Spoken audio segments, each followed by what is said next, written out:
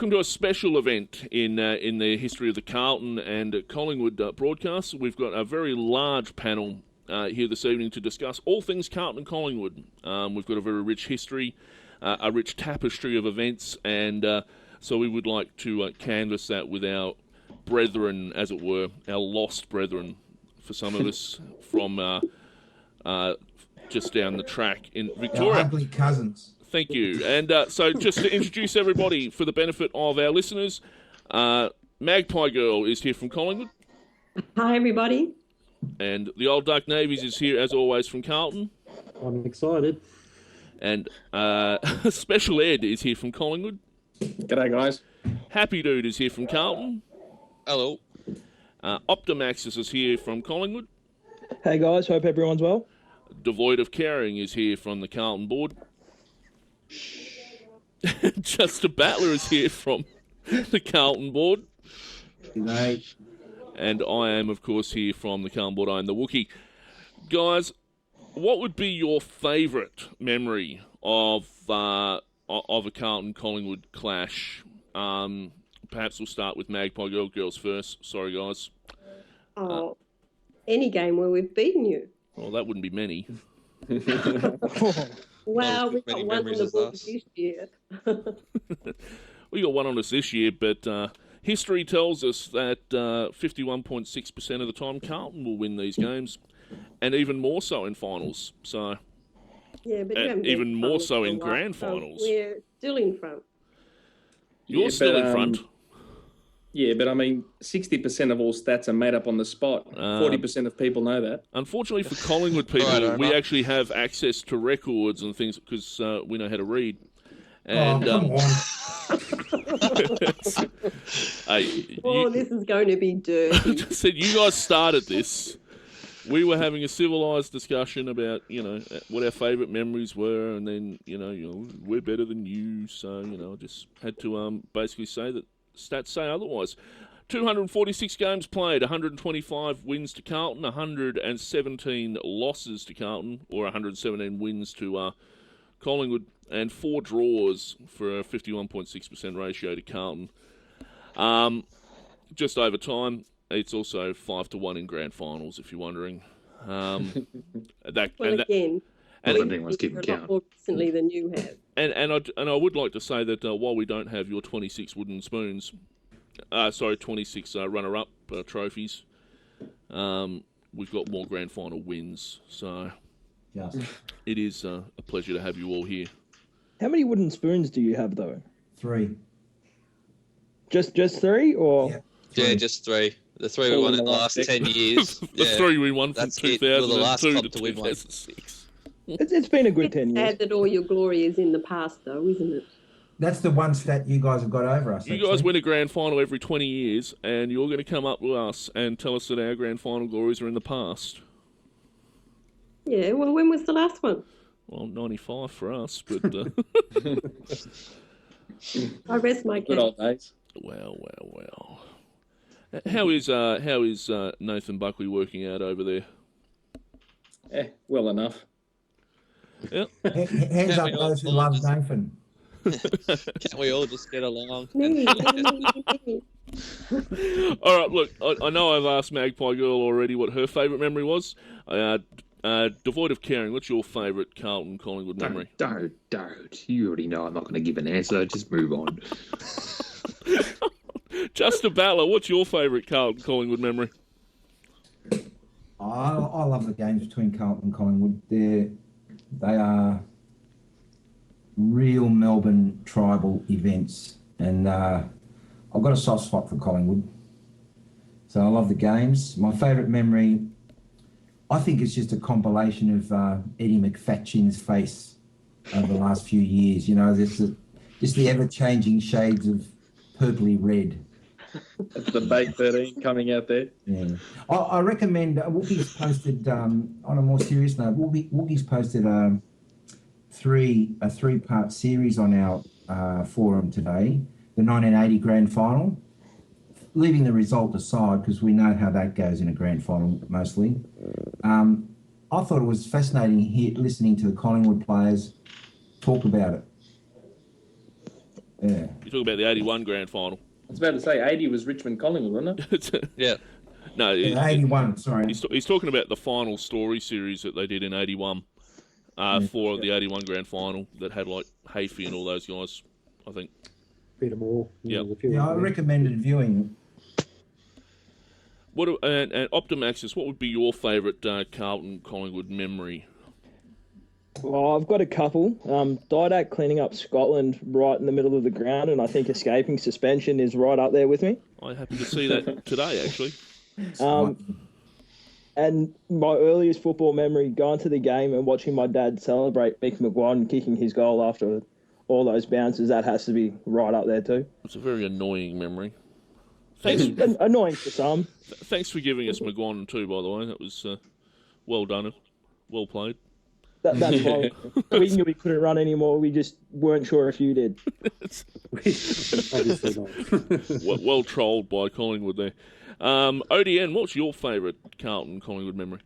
Look, like Jab, I love this rivalry. I've got a little bit of respect for it because there's quite a lot of supporters on Big Footy who like to claim, you can have your derbies and your showdowns, and you can have your Essendon Collingwood games and whatnot, but there's a lot of teams that claim to be the biggest rival of either one of our teams. But the consensus from most of our supporters is that it's Carlton Collingwood. Carlton supporters think it's Collingwood, and Collingwood supporters largely think it's Carlton. So there's a little bit of respect about what constitutes a real rivalry that lasts for a long time. And this one's lasted ever since the formation of the suburbs, when the rich Carlton effluent used to travel down through the streets of Collingwood. Well, and I'm not being Bay 13 here. That's actually in Carlton's history book as far as one of the reasons that it started the rivalry between the haves and the have-nots back in that time, and since then, Carlton and grand finals has been a special memory for me, and I'll probably looking at 79 and whether Collingwood supporters think it was in or out. That was a special time. 1981, 21 points down just before three-quarter time.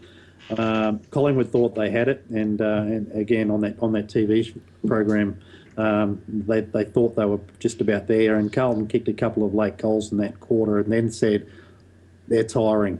Get the next goal and we will win." And that's exactly what happened. We closed it out. So 1981 grand final for me was probably the best one.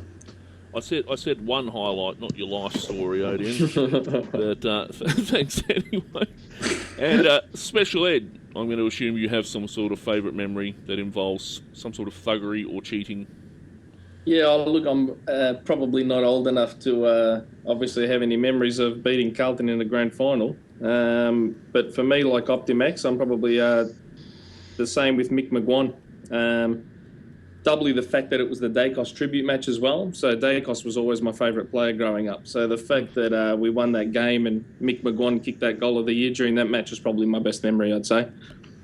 Funnily enough, another memory that's always stood out in a Collingwood-Carlton game, and it's weird because I was only really young at the time, but I actually remember Silvani's mark of the year that he took. Yeah, over at Waverley, I think it was. Was it 88? I think it was. Even though I was only, 8 years old at the time, for some reason I remember being at that game and that mark as well, which is strange. Yeah, I rate that over Jezelenko's, to be honest, although... Yeah, it was a good mark. Yeah, good mark. Happy dude, what's your favourite Carlton Collingwood memory? I've actually got one that would probably strike Carlton supporters as a bit different.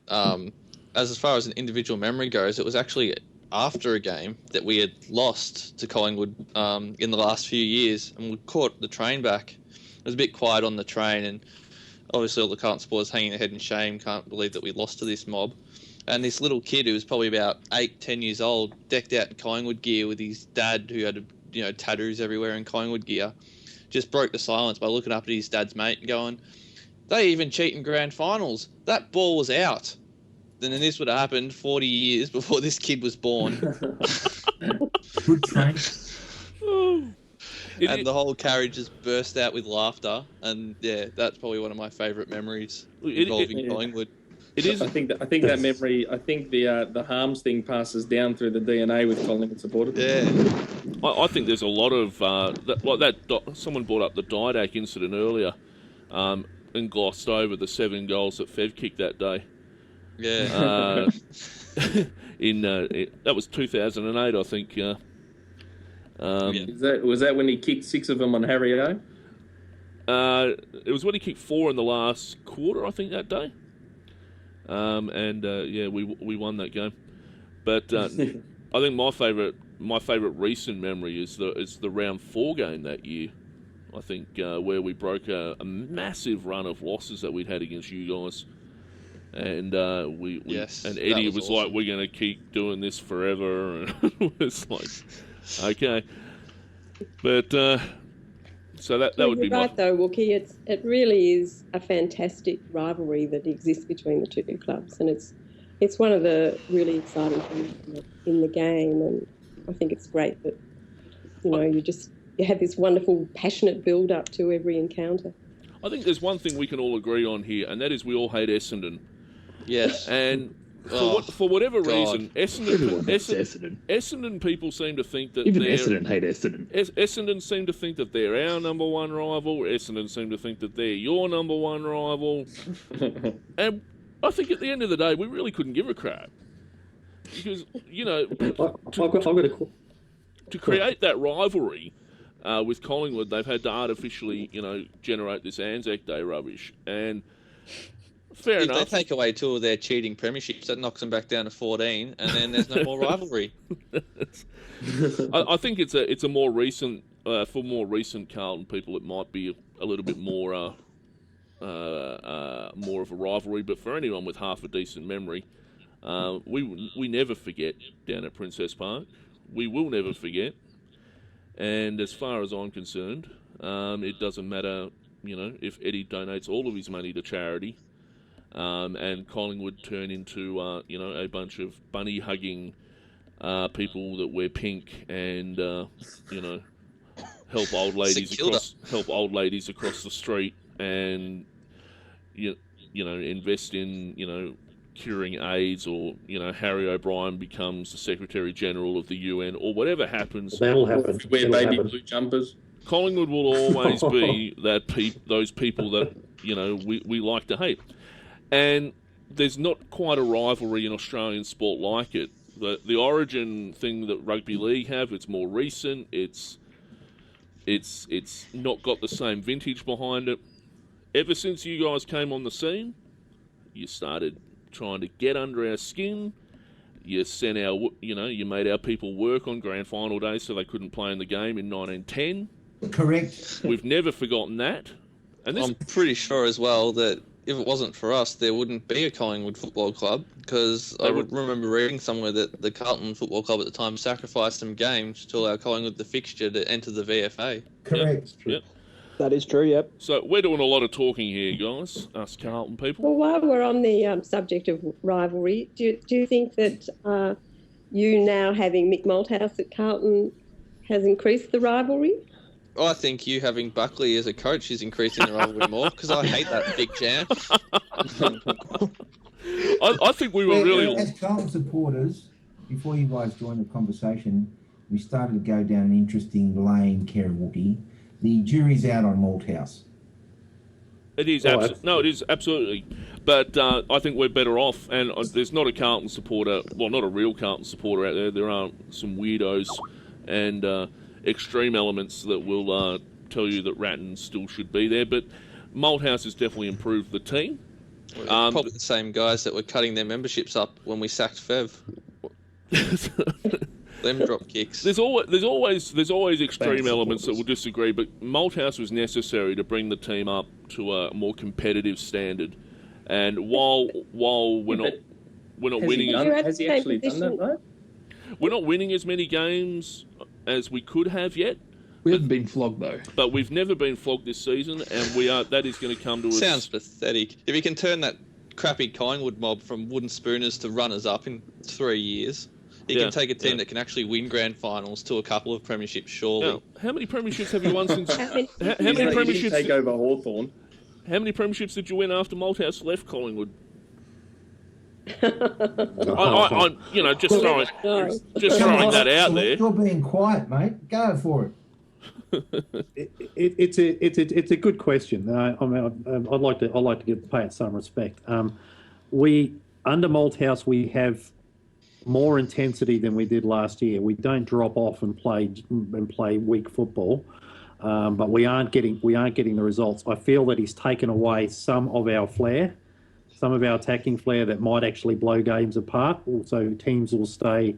Even teams the wins we've had, we've enabled teams to get back into the contest. So somewhere along the line, Malthouse has quelled some of our positives, but he's also introduced. Yeah, look, and I agree. You guys, I agree with Collingwood supporters when they talk about Malthouse having favourites. We can already see that's happening. Yeah. It's players that he'll keep out of the team, and players that he'll leave in there when they probably should be getting a rest. So we've already seen that, and every time it happens at selection time, you go, yeah, look, they did warn us. So it's sort of a little bit of the good with the bad. We feel like he's probably setting us up long term, but he was brought in to be the cream on top of our cake, and we have no cake. So that's the issue. Like how much time do we give him? Because a full rebuild was never what was supposed to happen. Yeah, I've actually got a funny. I mean, obviously I could be very wrong. I've always had a sneaking suspicion that Sticks actually wanted Ruse, and when he couldn't get Ruse, he needed something to obviously calm down the whingers that were getting a little bit rowdy within Carlton, and I think they got Malthouse out to do that, and which is why they've only given him the 3 years. I've got a funny feeling he'll still keep working on Ruse and give Mick his 3 years. Ruse hates Carlton. He was a Carlton supporter. He was a Carlton supporter growing up. So was Goddard. Apparently. I don't know. Like, I mean, I've got a few relatives that are Carlton supporters, unfortunately, and I've got a few mates that are too. And it's funny, like, for years, not all Collingwood supporters on the board. I know I've got a nice collection of cards from before Mick left that had to do with my hatred of him. But it's funny, for years I used to complain about the fact that Mick just wasn't very aggressive at the trade table, wouldn't, get the big names, wouldn't do any of that sort of stuff. And I just found it funny that the first off season at Carlton, I had all my Carlton mates and stuff coming up to me going, why the hell didn't Mick pick anyone up? And I just said, guys, get used to it, because that's what the next 3 years is going to be. Mick's very confused because when he was at you guys, he didn't rate ruckman and made very token efforts to fix your ruck problems before he finally got Jolly in. But he had a lot of time, and that was one of the biggest bugbears for Collingwood supporters. Now he's come to Carlton, he's got 3 ruckmen, and he's got no idea what the hell to do with them. Yeah. Where do I put these guys on the field? It sounds play all about of them right. at once. All right, if we can turn our attention briefly from the historical and coaching issues of the two clubs, if we can steer it towards perhaps Friday night's game. It is a very big clash for both sides, both coming off losses. Collingwood are 8th, Carlton are 9th. It's a relatively big deal. It'll be in front of, I think yesterday the AFL was saying that there were 2,000 public tickets left for the game. Which isn't too shabby. I think it's a Carlton home game, is it? Yeah, it's Carlton. So we're leading into this 9th v 8th. So how are we seeing the game on the weekend? I think it depends which Collingwood team runs out. You could say the same for us. Say that for us too. But I think if the same Collingwood team that ran out, say, against Geelong comes out there, then it should be not a walkover, but it should be over relatively quick. If the same Collingwood that's been playing for the last, close to a month comes out, then I'd say you guys will probably run all over us. Well, statistically speaking, and I looked at this in the preview that I wrote up for the Carlton forum, statistically Carlton are a better side. But even with your losses, you've had the better form. We wouldn't have been able to get anywhere near Hawthorn or Sydney or Geelong or Essendon the way you have. the playing the football we have since basically the Geelong game. Well, what's happened there? It more or less teams have worked out how reliant we are on Cloak. I think you put a man in front of Cloak, which I imagine will be Henderson, and it seems to shut us right down. I think Jamison, last time we played, Jamison beat him just one-on-one for the most part. Yeah, I think our biggest problem is just we just don't seem to want to run at the moment. Well, historically, our small forwards have posed problems for you as well, but then again, historically, you have new guys that come out of nowhere and perform like freaking superstars against us. We've had 5 goals from that Blair bloke. Where the fuck did that come from? Elliot this year, Blair last year. 5 goals. For Solo, I think, the year before. Years about that. The guy was 50 metres in the clear every bloody time he got the ball. Waiting for Seedsman to run out and have a best on ground against us. Well, Seedsman was their highest possession getter last week. So he's a good player. How about it? Seedsman, Maxwell, Russell, Jay Thomas, 4 of their top 5 possession getters last week. And that's something you wouldn't normally see from a Collingwood team. I think I forgot to check if Dwyer was back in for them, but I wouldn't mind if he was the number 1 possession getter. I've got a bit of a soft spot for young Sammy. I think Collingwood would have to take some comfort from the fact that our small brigade that have caused them so much trouble in the past, like Betts, Garlett, Yaron, they're a bit out of sorts at the moment. Betts hasn't been near the footy in weeks, really. Garlett couldn't buy a goal at the moment. Yeah, but you know how you guys are. As soon as you see the black and white jumper, they all become friggin' Brownlow medalists. Well, Eddie Betts will hit form if Harry O's anywhere near him on the ground, won't he? Oh, I doubt Bucks will be playing Harry O on him. I'd wager that there'll be a combination of Sinclair, Marley Williams, and I'm not even too sure whether it's Russell or Heath Shaw or one of them will be on him. They should put Russell on him. How is Jordan Russell down there? Russell on Yaron will be nice. So who do you think the 3 Carlton players are that we need to look out for? Well, Cruiser for a start. Remember what he did to your mate Jolly in the first game? Put him out of the game, 1 tackle. He then got Lynch playing his best game for the season. Yeah, Lynch was playing centre-half forward for you, wasn't he? Yeah. And he had a very good game, Lynch, that game, but he was playing to like 2 roles. But in the centre bounces, in the clearances, Cruiser destroyed him. I reckon if Gibbs can keep up his form from the past couple of games, the Hawthorn and Sydney games, it took a little bit to get going in the Sydney game. He might be a bit dangerous at getting the ball out to someone who's running past. Look, in dry conditions, I need to know first if are we expecting Reid to play? He's listed for a test. Reid, Jolly, Goldsack, Beams all listed as test on the Collingwood injury list. That's 4 good players that come back if they come back. And did anybody know? Beams won't and Goldsack won't. Yep. I think Clinton Young might be a surprise inclusion.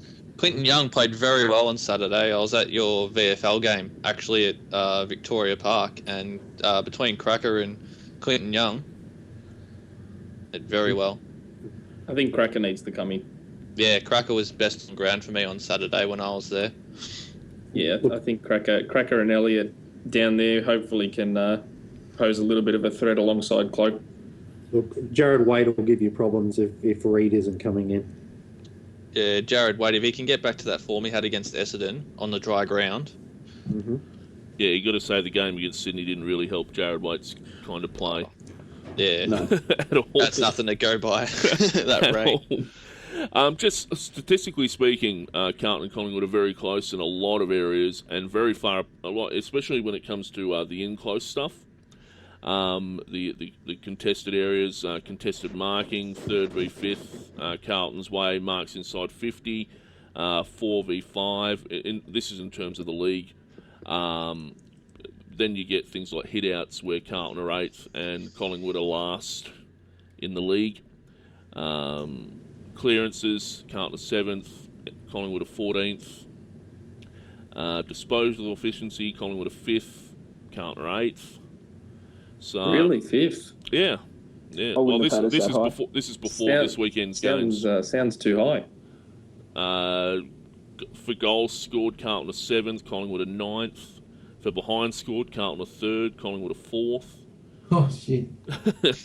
For accuracy, Carlton a 13th, Collingwood a 15th. That sounds about right. Yeah. That's our season. Actually, I was looking at the Queen's birthday matches for another project I do, and I was noticing, they kicked 9 goals, 32 or something? Anyway, it was a couple of years back. Tackles, 8th v 10th Carlton's way. You know, it's all up. It's fairly even. Inside 50s, 5 v 4 Collingwood's way. So, I reckon Yaron will have a good one. Well, yeah, you don't want to know where the bounces are. I think bounces were 1 and 2 actually. Carlton first, Collingwood second. Okay. So, not really a stat I put. Sorry. It should be an even game. Look, it has the potential to be a very easy game, and as I always do, I tip a win to Carlton by 21 points. But I tip that margin every game, except where I go out for like 80-point wins that we manage to scrape home in. No, yeah. I think if you've been watching Collingwood all this year, if Carlton wins, they'll win big. It won't be close. That seems to be the pattern, isn't it? Collingwood hasn't lost the game by less than 6 goals this year. All right, just heading into the game, Carlton have lost the last 6 of 8 against Collingwood. We won 2 games last year, which was great, but we've lost like every other game for the last 4 years. Magpies are ranked first in the AFL for uncontested possessions. Blues are 16th. If Collingwood can get outside of us, we're screwed. They can feed it out to the Swanee, the Seagull. He'll have a field day against us. Yeah. If you compare the 2 teams for this round as opposed to the 2 teams that played in round 3, yeah, are they sort of similar? The Carlton lineup will be pretty similar. Yeah, the Carlton lineup is about as close to full strength as we can get. And I think Collingwood's in better shape than they were then. I think. On paper. Yeah, I go back and remember the outs Collingwood had in round 3. These matches have a history, though, of not really paying attention to the team or form on paper. Not at all. It can go either way. Kind of the emotion on the day, isn't it? Who gets away first? They have an annoying way of going against whatever the form guide says. So, what are you tipping for the weekend, guys? Should we go around? Do you ask? Who wants to go first? Yeah. Carlton by 50. Carlton by 50. All right, you better not be, Doc. No one's going to tip against their side, are they? So we'll move along. I actually think, depending on the team that runs out, it'll either be Carlton by 25 or Collingwood by about 11. Yeah, look, I mean, we've had 4 big. This is our 4th of 4 big games in a row, and we haven't won the other games, so the confidence is at an all-time low. And we lost you the first time around, round 3, when we thought we might have a better chance. I don't know. We're looking for that Malthouse gloss to rub off, and for the wins to start coming against highly credentialed teams, and it's not happening. So, if we can get a 1-point victory, I'll be happy, but I have no confidence. It's got to happen eventually. Otherwise, these questions about Malthouse are just going to keep getting asked and asked and asked. He's gone. He's gone. How do you feel when you see the way he was talking to the players the other night? Does that... I've always said when Ratton was coaching at times, he needed to go down there and get the park and vein popping. That's what it was, yeah. So Malthouse is nothing when you've had a team that's been coached by guys like Barassi and Parkin. And I think Jezelenko nearly had a heart attack one weekend. But, when you've had guys like that, there's no real... Malthouse doesn't hold a lot of fear in terms of a team, but as for this team, maybe. Pretty sure Barassi once made them pull the bus over outside Geelong, and he made the players walk because he wasn't happy with their attitude. As long as it's not like Robert Walls and his boxing lessons at Brisbane, I think we'll be all right. So I'm told the Collingwood board have put together some questions for the Carlton people. We didn't do this because, quite frankly, This should be good. and I have had a glance at the questions that have been recommended. So Can I fire one back at them? you let the Collingwood people get their questions out of the way. Well, look, I have managed to weave a few into the conversation. So when I did go through the questions, and you can see there were quite a few, they seem to sort of fall into 4 categories. And I think the first one was obviously Malthouse, and we've covered that. The second one was rivalry, and I think we've covered that too. And talked a bit about the game.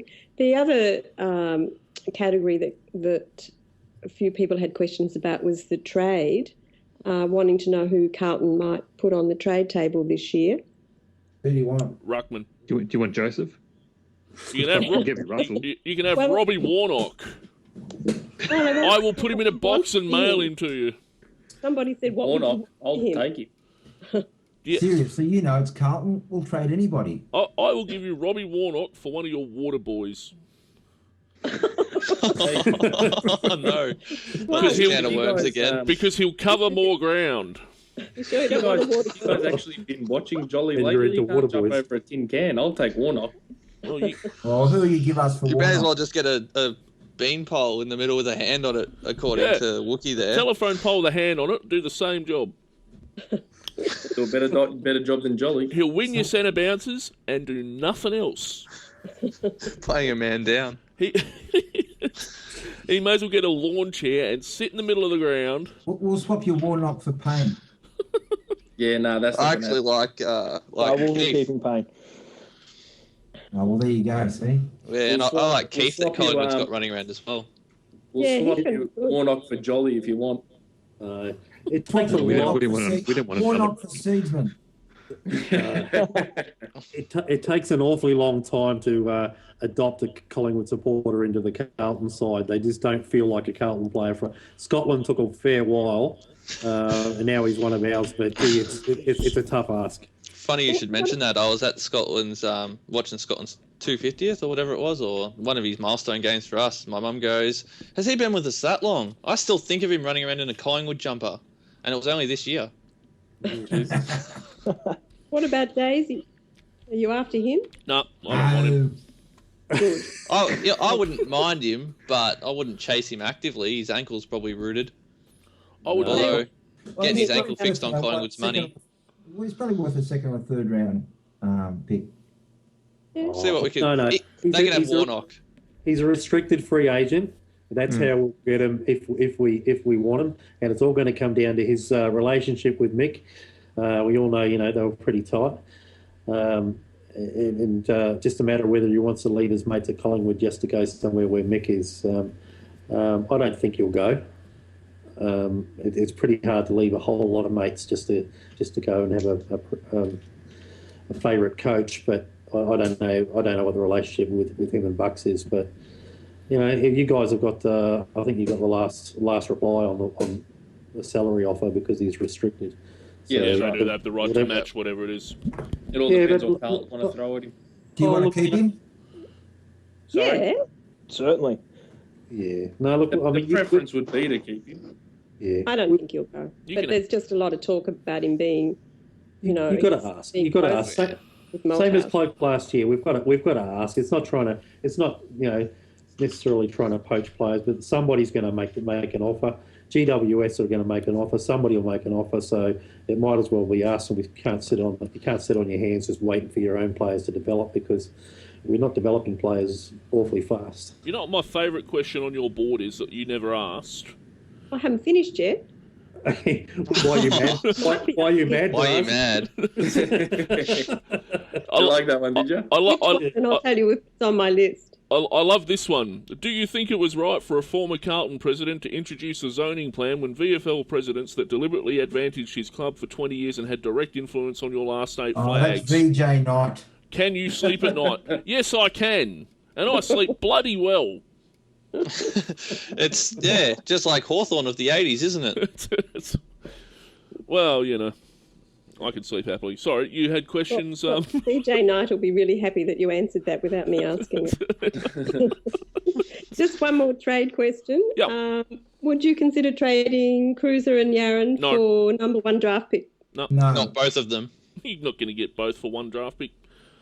Doesn't matter if we had the first 2 draft picks, you still wouldn't get both. Well, I think Swan answered the question anyway the other day on SEN. Cruiser's going nowhere. Yeah, I think there's He did say that. There is a lot of faith in Carlton down there, but personally I think as a ruckman we could possibly do better. Ooh. He's nothing. He's I'll bored. be having words with you later, Wookie. I'm sure you The will hate's on be. me jumper, look. I'm sure you will be, but let me tell you something. He is not much better than Warnock as a forward at the moment. He takes better But marks. he's a ruckman, he's not a forward. Yes, but the whole concept of having ruckman in this day and age is they have to be more than just a ruckman. You can't just... Battering ram. I'm tired of hearing about his 1%ers and all this other bullshit that he apparently does when he's on the ground. I want to see him actually make an impact. They need to be able to get off the ground. That sounds familiar to the Fraser argument that we used to have. Don't you dare compare our ruckman to Bill Fraser. It's pretty close. Cruiser might be a better that's mark, the but Fraser did everything else. This conversation is over. Comes out. You just set him up for that, Whoop. Hold your tongue, mate. No, From Cruiser's not... knowing Cruiser, he used to have Josh Fraser on his wall and was the player that he idolised, so maybe you've just picked up the Fraser clone. Yeah. Yeah. Why And could... then you got rid of Josh Kennedy. it is Mick Malthouse. Ruckman aren't the priority on his list. I didn't see Fraser go, hitting somebody like Cruiser hit Jolly last time. He's got a little bit about him, physicality. I think the problem with ruckman is we all look around at what Nick Naitanui and Dean Cox have been doing for years now, and you want that kind of impact from a ruckman, or even what Mumford's doing this year. Works. And I think people get spoiled by that, and so gone are the days when you can expect a ruckman like Warnock to behave like Justin Madden did for his entire career. Aside from one loping gallop through the middle of the MCG in the 93 prelim, he was a ruckman first and foremost, and that was what he did. Yeah. But anyway, did we answer all your questions, Magpie Girl? Well, just the another one to do with your team. People just want to know who some of the young kids are that you have to watch out for. Bootsman. I've got... Troy Mental's going to be a superstar. He is. Yeah, we had this discussion last week, and the 3 kids that I have really big raps on, because I watch a bit of VFL games and stuff, is I reckon Buckley will come really good for us when he gets a bit of size about him. He's got a lot of skill there. Menzel is about in the same boat. He's got a lot of skill, and if he can keep injuries free, not like his brothers, he'll come good as well. He'll be one of those players, and I reckon Mitchell will step up in next year and come out and be a very good forward. Yeah, that's pretty much my rating exactly. Just want to I add. don't know who Mitchell is. Yeah, Nick Graham. Nick Graham's VFL, another one. mate. Nick Graham is another one. Yep. I always forget about Graham. I think I rate Lambert in the VFL side, but he's not actually Carlton listed. I reckon he might be drafted this year. Someone will steal him. They'll do. Yeah, I reckon he'll get drafted, but he's going to be one to watch in years to come, I think. But Can how I about ask you? a question of the Collingwood people? Go nuts. Go for it. So, the way I figure it is, a few of your players are kind of like haven't really got into fourth gear yet in over the last month, as you've pointed out. Most of our players. Yeah, I can't help but suspect that there's a bit of sort of jealousy about how much money was paid to Cloak. Nah. Nah. I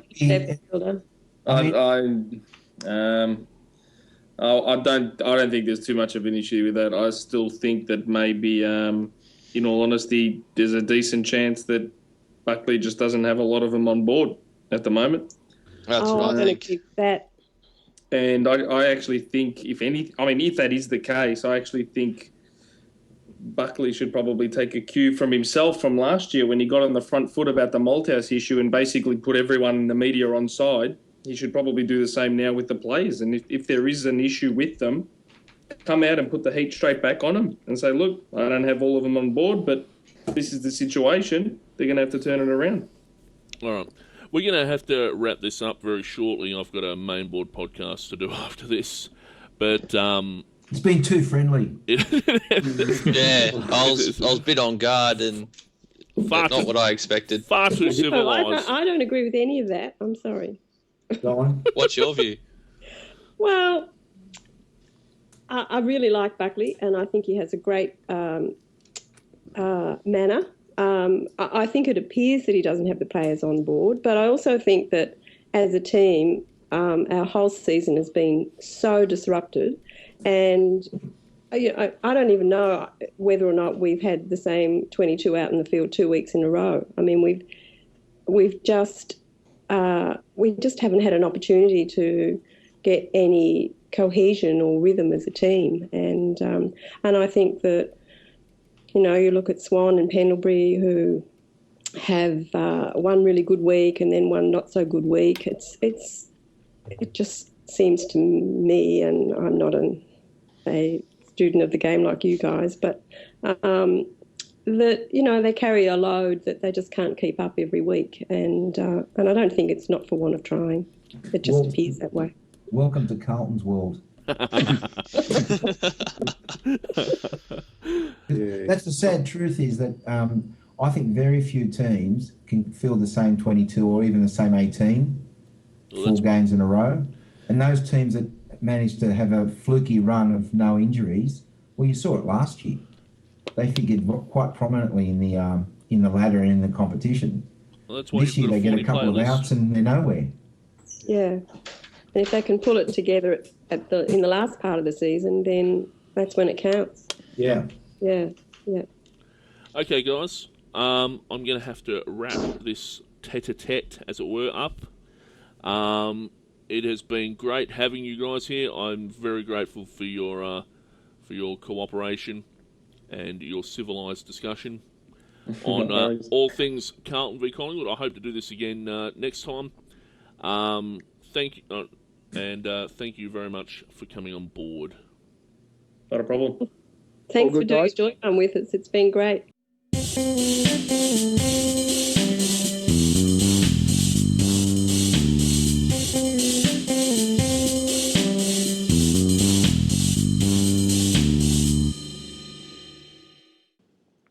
Hi, it's Magpie Girl here, and I'm talking to Optimax's and Shpeshal Ed, and they're just going to give us some of their quick answers to various issues that have been raised on the board this week.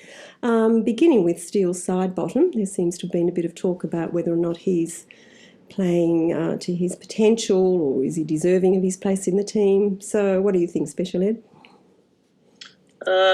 At the moment, his season is looking a lot like last year's. He started really well last year and then dropped off pretty sharply. So it's kind of mirroring what he did then. And he's supposed to be one of the fittest at the club, so surely it wouldn't be a fitness issue. So I'm not too sure what's going on there.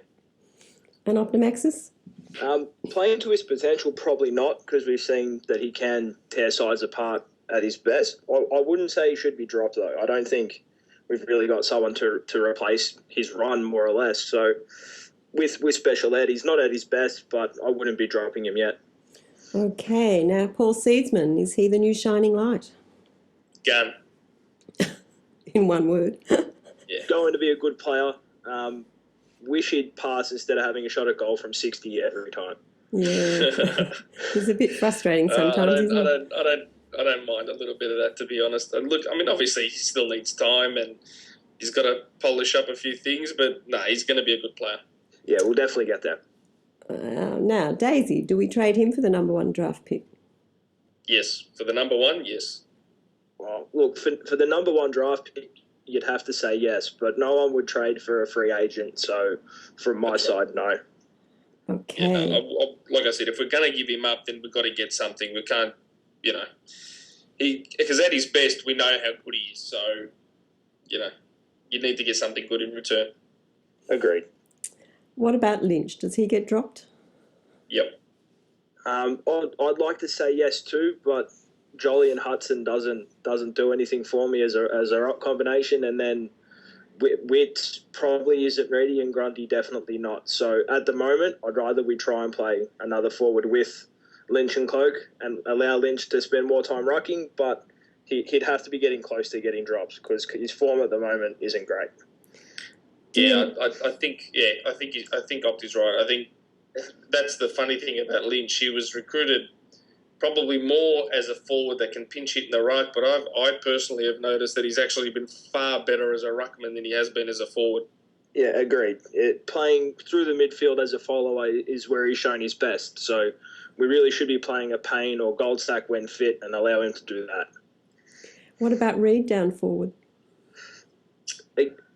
It could work, but we'd need Brown at his best and then Keefe or Frost to be playing as well. And Frost is still injured, I think, and Keefe is 2 weeks back from an injury. So, to be honest, I actually think Keefe should be the ruck forward answer when he comes back.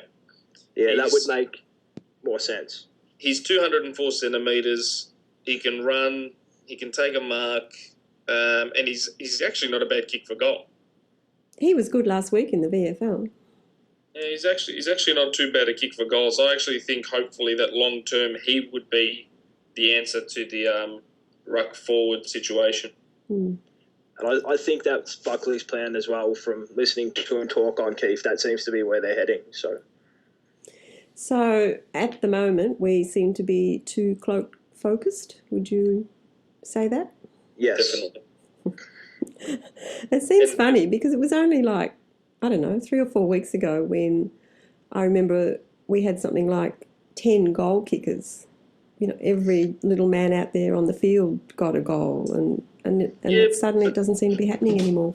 My issue with the cloak thing isn't so much that even that we're cloak focused. I've got no problem with that, to be completely honest. I mean, the guy can take a mark in a pack of 10 people, so I'm not worried if we're cloak focused. My issue is, why isn't there a crummer who just shadows him? I don't understand why one of either Elliot or whether it's Cracker or whether it's whoever is there aren't just shadowing Cloak. So when that ball falls, and more often than not it has been lately, there's someone there to get the crumb. That's the part I just can't figure out. Yeah, I have to agree with that too, although in saying that, lacking crummers has been a Collingwood issue for as long as I can remember. So, yeah, I'd rather we find another target instead of trying to hope that a crummer comes. That just hasn't been happening for, as long as I've been watching Collingwood. I think you're a bit older than me, Ed, but really their last proper crummer is before Davis, I'd imagine. Yeah, I'd say so. But the thing is, though, I think Elliot can be that player. I'm just confused as to why that's not the role he's been given. Yeah, it's true, especially seeing as we're asking him to play almost as a tall marking target instead of, the size player that he is. So it's something that needs to be looked at as much as manning up the loose in defence and looking elsewhere. It's our biggest issue, and I don't blame it all on Buckley, although it's something that I wonder about. So, yeah. What about Jared Blair? Wouldn't he have been playing that sort of role? Well, I guess, but I mean, he seems a bit lost this year. Yeah. I'm not too sure where he's at. Just in general, he doesn't seem to have a set position anymore. He's not up forward. He's not getting midfield possessions. He just seems to be around certain contests, and that's about all he's doing right now. I'm actually surprised he's still getting games, to be honest. I think we're waiting for someone to show better form. Broomhead or Ramsey or someone in the VFL to just show better form. We've got Martin and Dwyer in already. Cracker's been in and out. Our hands have been tied for changes for a good month now at least. So, yeah. Now, Dane Swan. Yeah. Isn't a forward. Pardon? Isn't a forward of any sort. No, but he gets a lot of criticism really about his attitude or his seeming not to be trying his best, or? I think most of the board knows how I feel about him. He's a good player and all. I don't know. I just wish he was a little more damaging, more consistently. I can see Ed's point. Probably shouldn't be as honest in interviews as he is, Dane Swan. I'd rather he just get left in the midfield all day and to do what even he sees is what he does best. But I can see the argument about him not being damaging enough and looking lazy and unfit. So I won't speak down on that. But definitely isn't a forward.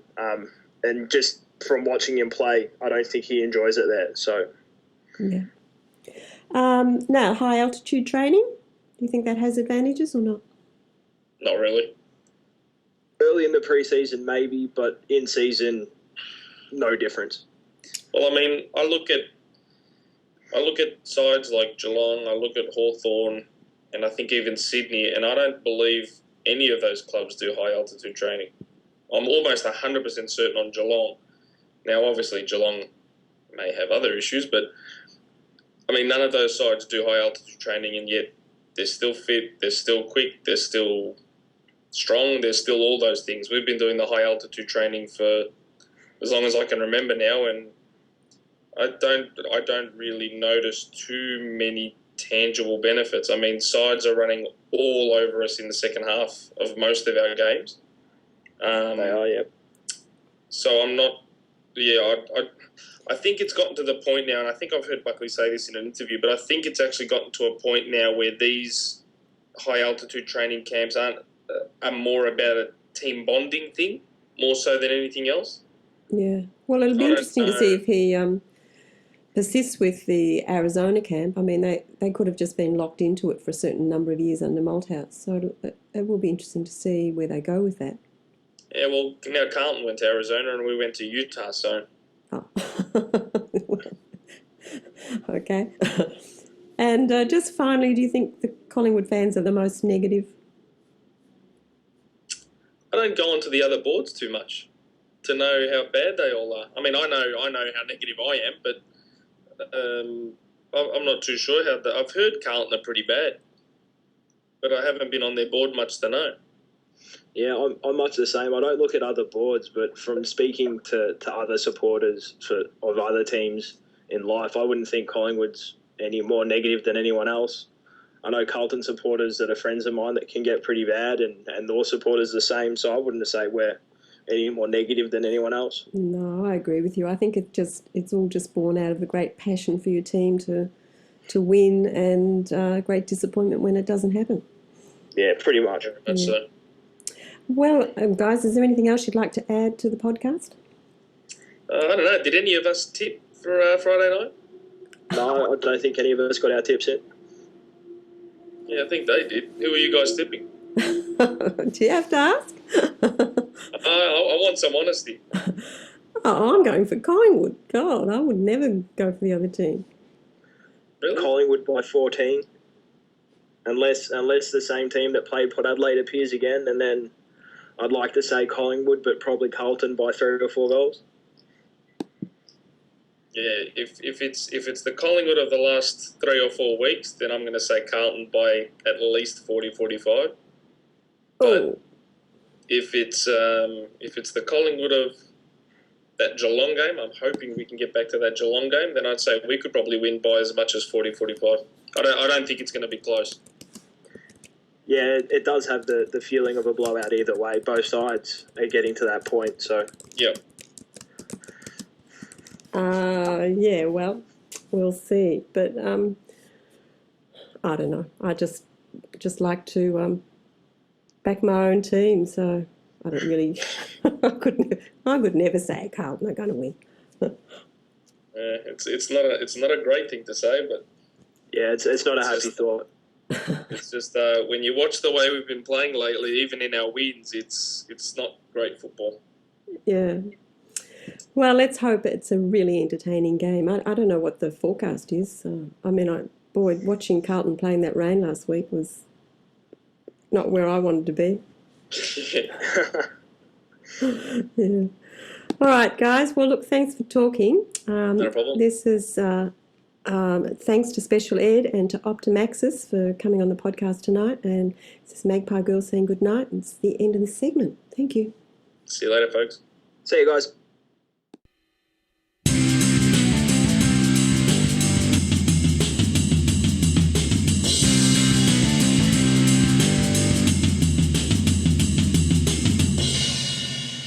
This is TradeDraft doing Dave's segment for round 15 versus the Blues. So you guys have selected me to do my segment on where will we finish this season. Well, here we go.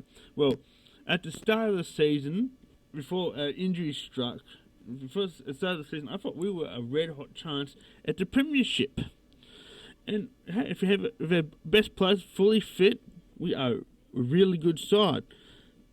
But it has changed once we picked up some injuries. We've had some of our best players injured in Daisy, Tuvey, Beams, Jolly bit sometimes during the year. A few other guys been injured very well, so it's been, been quite painful for us. And then because we have these injuries we have to play the kids like Dwyer, Martin, Kennedy. These guys are playing. It's good for them to get games early into them now because it fast tracks their development. But on the flip side, they can be inconsistent in their game, and it has shown in our games where we tend to play only about no more than a half, about a half a game normally, but we can have one really bad quarter that has cost us games against Fremantle, Sydney, and last weekend in the last round versus Port Adelaide. That last quarter destroyed us. So, to finish this bit off, where do we think we'll finish?